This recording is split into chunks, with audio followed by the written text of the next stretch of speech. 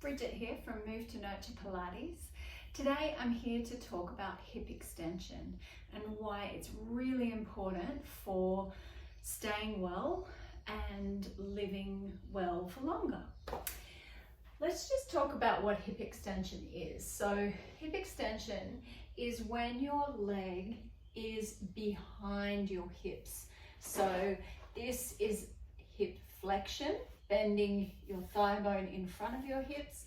This is hip extension, when your thigh bone comes behind your hips. And we need this movement for walking. Every step we take, we use hip extension. Now, we tend to, in our very sedentary, seated lives, we do a lot of hip flexion, but not a lot of hip extension. So we tend to lose it.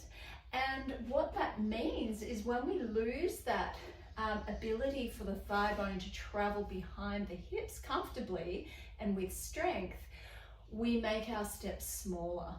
And when our steps get smaller, we're more prone to falls, we're less stable, and balance is more challenging. So that's why hip extension is so important. Now I want to just dig into good quality hip extension and not so good. So good quality hip extension is where we keep our pelvis and our upper body fairly stable as our leg travels behind us. Now we can do this in like an exercise setting. You can just have something to balance you if you need it, and bring your hand to your tummy just for a bit of awareness. We're going to bring that back toe under, hips square to the front, and just lift and lower the leg. Now this is pretty good quality hip extension.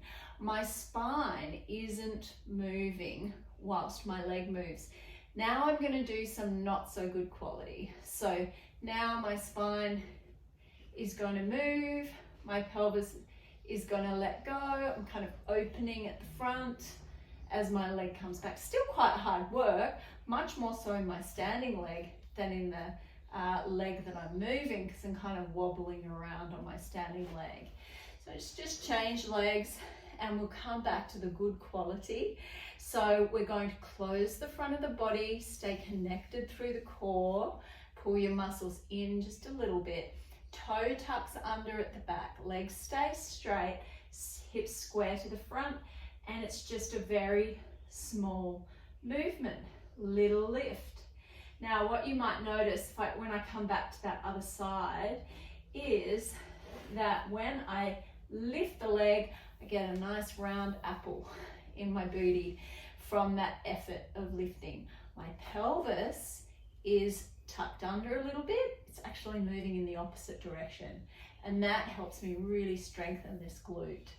So this is a very simple, very good key to living well for longer, is to keep working this hip extension. At the foundation of this movement is what we call in Pilates hip disassociation. So what that means is the ability to move my legs without my pelvis moving, or my pelvis staying stable while my legs move. So I'll show you a way to kind of train that and to look for that. So upper body, pelvis is nice and stable. I'm just going to lift my leg, and then I'm going to bring my leg back into that hip extension. I'm using core connection here to keep my upper body still as I move my leg. Now you can see my little apple at the back.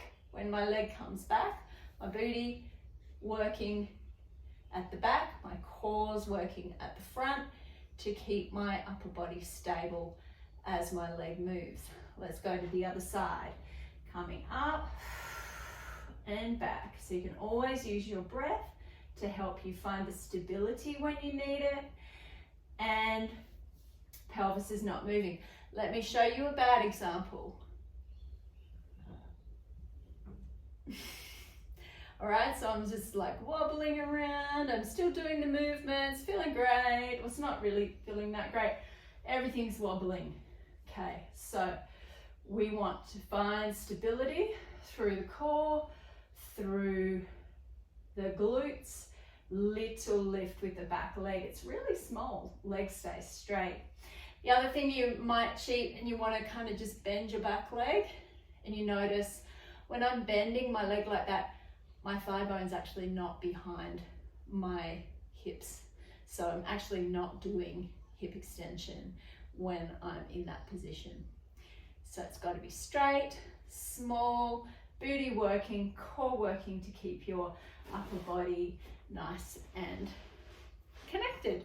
I hope that helps you with a little training idea that you can do at home. We're working hip extension and we're learning hip disassociation, moving the legs while the hip stays still. Upper body and ribs stay balanced. Have a go. Let me know how you go in the comments. Thanks.